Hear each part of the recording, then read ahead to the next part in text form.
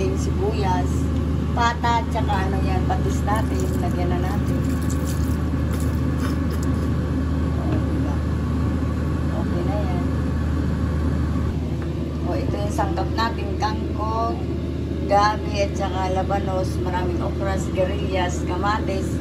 Yung sibuyas na lagay na natin din yung sili. Antayin na natin kumulo yun, tsaka natin balikan. Lagay na natin yung ating kamatis, at saka yung ating gabi, tsaka yung ating labanos. Sama-sama na yan. Para habang kumukulo, nalusak na yung gabi natin. Yan, sama-sama ko na nilalagay. Takipan natin. Balikan natin maya mag-slice tayo ng gulay. Matigas yung ating baboy. Yan, nagluto si Mapakoking ng isda. Kasi kukulangin ng oras ay isda ni Mapakoking. Inulang ko na lang ito. Kasi matagal pa lumambot yung ating karne.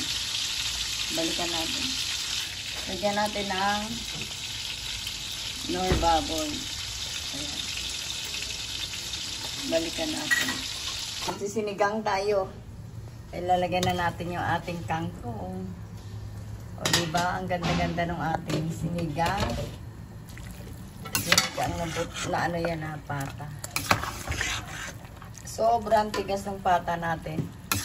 Ngayon pala lumambot. Kaya ngayon ko palang nilagay yung gulay. Panghapunan na namin tuloy yung ulam na to. Antes pang tanghalian. Ayan. Balikan ko. Ilagay na natin yung ating sinigang. Busin na natin isang buo. Kasi marami naman tayong sabaw. Oo.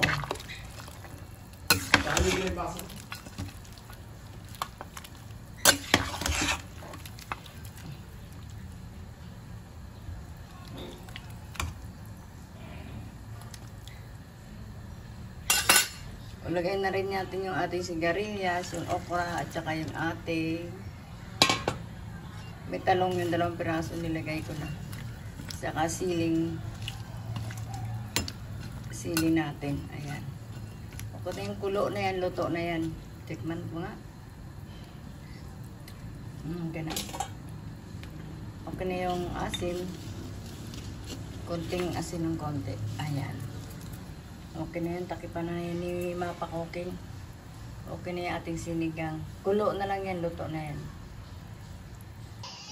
Okay na yung ating sinigang na pata. Okay na yun, luto na. Like and subscribe kay Mapakoking. Thank you for watching.